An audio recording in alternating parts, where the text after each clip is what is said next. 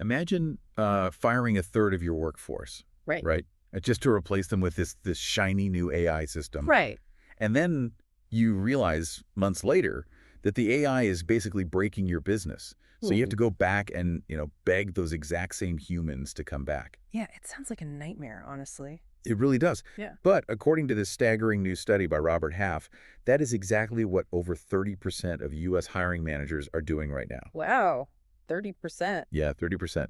They cut jobs to replace them with artificial intelligence, and they've already had to reinstate those exact roles or, very similar ones.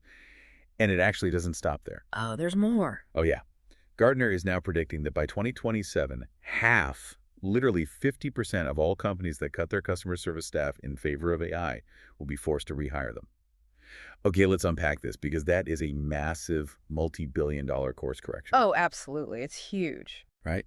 So today, we're taking a deep dive into Dr. Jonathan H. Westover's comprehensive research synthesis, and it's titled, AI Layoffs Are Backfiring.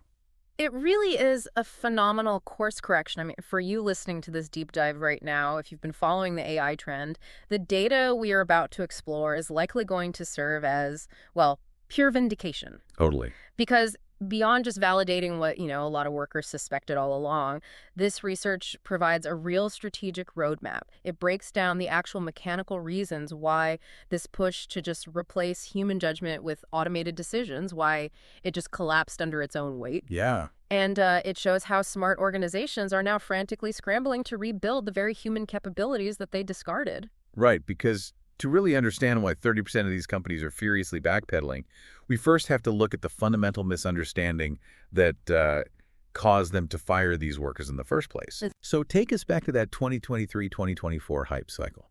You had companies across tech, finance, media, professional services just aggressively shedding jobs.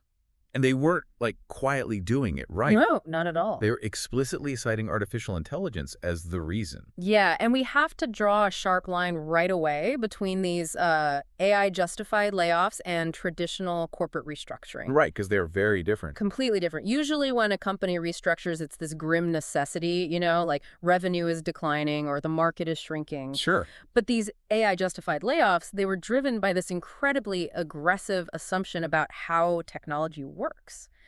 Executives were basically looking at generative AI and these automated decision tools and making a massive bet on substitution. Right. There's this fascinating breakdown by researchers Brynjolfsson and McAfee. They split technology adoption into two distinct buckets. You've got complementary and substitutive. Okay, break that down for us. So complementary tech augments human ability. Think of like a power drill for a carpenter, right? It just makes you faster. Yeah, you still need the carpenter to know where to put the hole. Exactly. Yeah. But substitutive tech attempts to completely replace human judgment, and corporate leadership heavily and mistakenly bet on substitution. Which, that feels like a fundamental misunderstanding of what the technology was actually doing. It really was. Deploying AI as a total substitute it's like trying to drive a car on a winding mountain road, but you're only looking in your rearview mirror. Oh, that's a great way to put it. Because the AI is, incredibly efficient at processing where you've been the historical training data, right? But it has absolutely no contextual judgment for the sudden, unprecedented roadblock ahead. Right, it just keeps hitting the gas based on what happened yesterday. Exactly. Which brings me to the million-dollar question, right?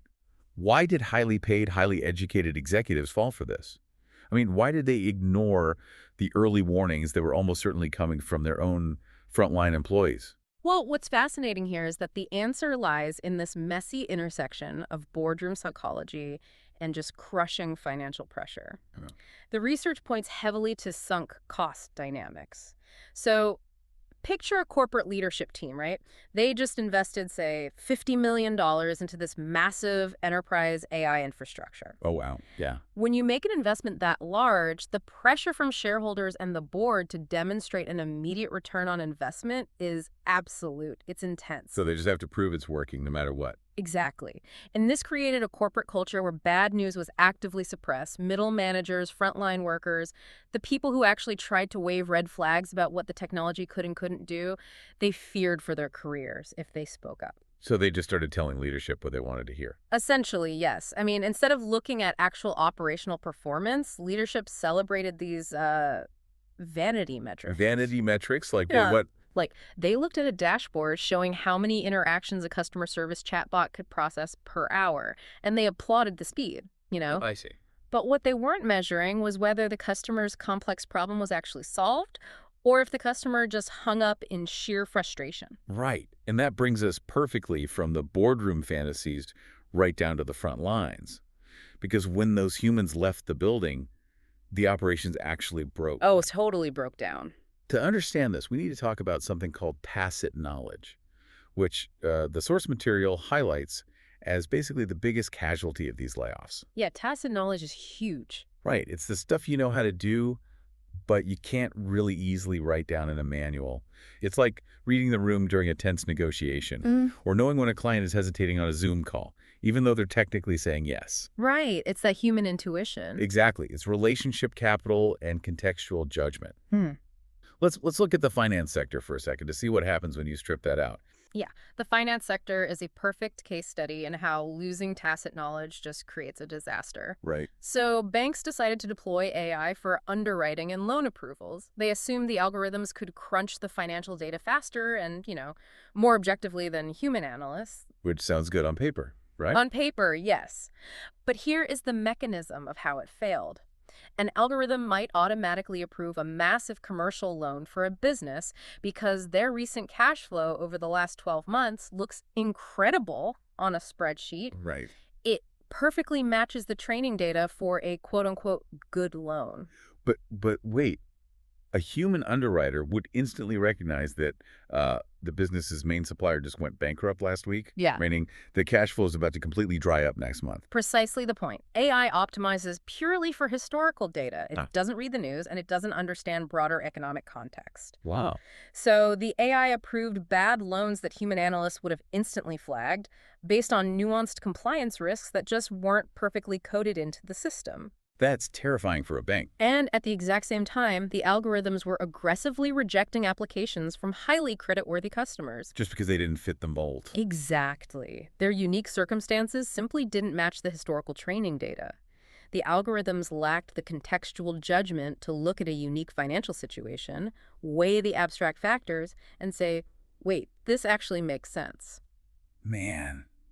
And that inability to read context, it isn't just a numbers problem in finance, is it? No, not at all. Because when you apply that same rigid pattern matching to something inherently subjective, like, writing and media, the results are arguably even worse. Oh, much worse in some ways. Yeah, media companies fired editors and writers, assuming generative AI could just pump out endless equivalent content. And they found out very quickly that their shiny new AI-produced content that was either factually inaccurate or just incredibly generic. Right, reads like a robot wrote it. Exactly. It lacked the editorial judgment that distinguishes a quality publication, knowing what stories actually matter to a specific cultural moment, or how to contextualize complex, unfolding information. Which completely wiped out the supposed cost savings. Yeah. Because they had to go and hire people just to fix all the AI's mistakes. Yeah, that's the irony of the whole situation. The AI-generated content required so much heavy human editing to just make it readable and accurate that the promised efficiencies vanished entirely. Wow. And on a broader scale, companies across the board experienced this severe innovation stagnation. What do you mean by that? Well, by cutting diverse human perspectives, eliminating cross-functional collaborators, and basically just relying on pattern-matching algorithms, their product pipelines narrowed. Because the AI can't invent something truly new. Exactly. They stopped creating breakthrough ideas, and they were reduced to just making tiny incremental improvements based on what had already worked in the past. Okay, so here's where it gets really interesting, though. Let me play devil's advocate for a second. Sure, go for it. Aren't these just growing pains? I mean, we hear constantly about how fast AI is advancing, right? How many parameters the new models have. Right, the models are getting huge. So if the AI just gets fed more training data, won't it eventually learn those nuances? Won't it develop the emotional intelligence needed to handle these complex tasks without the humans? It's a very common assumption, and it's actually exactly the argument that many executives use to defend those initial layoffs. Right. But it fundamentally misunderstands the mechanics of how these algorithms function. There's this fascinating study by researchers Hong and Rust that's cited in the material, and it proves this point perfectly. Oh, really? What did they find? They found that AI handles routine, stable tasks adequately. But catastrophic failures consistently occur during complex, unprecedented inquiries. Because it can't improvise. Exactly. Human qualities, things like ethical reasoning, cultural intelligence, and the creative recombination of knowledge, they are not just complex data points that an algorithm can eventually ingest if you just feed it enough spreadsheets. Yeah. They are dynamic, highly contextual traits. Because the world isn't a closed system. The rules are, they're always changing. Right. An algorithm optimizes based on the past, but human judgment adapts to the unprecedented. So true. You simply cannot automate tacit knowledge because tacit knowledge is generated in real time in response to unique human situations. That makes total sense. So let's look at the fallout then. The companies realize their operations are breaking down. Customer satisfaction is tanking, loans are defaulting, articles are filled with errors. A total mess. Total mess. They try to hit the undo button. But rehiring humans isn't like rebooting a server. I mean, humans have memory, they have agency, and frankly, they have justified anger. Oh, absolutely. The psychological toll on the workers who went through this, it's just devastating to read about. It really is. The research delves deeply into the identity disruption and the skill devaluation anxiety these workers experienced. Right. Imagine investing decades into developing specialized expertise, only to be told by your employer that a chatbot can do your job better and cheaper. It's insulting. It's deeply insulting. And even when you are rehired months later, which, yes, it validates that you were right all along, the damage is already done. Yeah, you don't forget that. No, you don't. Workers face the financial vulnerability of forced career pivots, exhausting their savings, or just accepting underemployment just to survive. And it creates a massive structural problem for the future of these industries, too, because these layoffs didn't impact everyone equally, right? Right, that's a crucial point. It disproportionately impacted underrepresented groups, mid-career professionals who had accumulated highly valuable but, hard to quantify tacit knowledge, and early career workers. The early career part feels huge. It is critical because those entry-level roles that were automated away, they typically serve as the training ground for future experts. Right. You learn the ropes by doing the routine stuff first. Exactly. By wiping those out, companies effectively destroyed their own talent pipeline for the next decade. Wow. And that brings up a critical concept from the research called procedural justice. Yes. It's the idea that workers evaluate not just the outcome of a decision, but the fairness of the actual process. Workers felt deeply that they were treated as disposable testing grounds for failed automation experiments. Which is exactly what happened. Right. I mean, it's like dumping a loyal partner for a flashy new prospect, realizing it was a massive mistake, and then just expecting them to happily take you back with no apology. Yeah, that is a perfect analogy. Or firing your longtime general contractor mid-build because you bought a fancy automated hammer. Oh, yeah. Then you realize the house is actively collapsing because a hammer doesn't know how to pour foundation. Right. And then you just demand the contractor come back and fix the mess for the exact same rate. They aren't going to do it, Yeah. or they're going to charge a massive premium. Exactly, and the current reality reflects that. The data shows many workers are simply refusing to return to the companies that fired them. Good for them, honestly. Yeah, and these organizations are now having to pay huge premiums to attract new talent and rebuild team cohesion completely from scratch. So how are companies actually navigating this incredibly awkward reconciliation? Well, this raises an important question because it requires a massive rebuilding of organizational trust. Trust in leadership has suffered profound, lasting damage here. Oh, no doubt. For companies to successfully rehire, vague PR reassurances are completely ineffective. If leadership just puts out a memo saying, oh, market conditions change, so we are expanding our team, the workers see right through it. Oh, yeah. Nobody believes that. The research makes it clear that successful recovery requires transparent acknowledgement of the miscalculation. They have to own the mistake. They have to own it publicly. Leaders have to explicitly admit what drove their initial assumptions, what specific operational outcomes revealed those assumptions were flawed, and what specific changes they are making to their governance moving forward. So since throwing AI at the wall didn't work and begging the original workers to return is proving very difficult, let's look at the roadmap. How are the smart companies actually fixing this mess? The source material provides some fantastic evidence-based case studies of organizations correcting course effectively. Yeah, there are some good examples. I was looking at the Duolingo example in the research. They initially cut their human content creation staff, believing generative AI could easily produce language learning materials. Right, and they quickly received terrible user feedback. Surprise, surprise. Yeah. The AI-generated exercises lacked cultural nuance, the difficulty progression was totally uneven, and frankly, the engaging, fun elements of the app, the quirky sentences and the personality, it just disappeared. Right. But what I love about their response is that instead of doubling down and forcing the AI to try and be funny, Duolingo's leadership openly admitted that human creativity and pedagogical expertise were essential. Which is rare, but so important. It is. They rebuilt their human content teams to work alongside the AI tools, communicating openly with their stakeholders about what they actually learned. It was a perfect example of shifting from substitution back to complementarity. That shift to complementarity is absolutely vital, and a great mechanical example of how to actually structure that comes from Shopify. Oh, yeah. Their approach to workflow redesign is basically the gold standard for how to integrate this technology without breaking your business.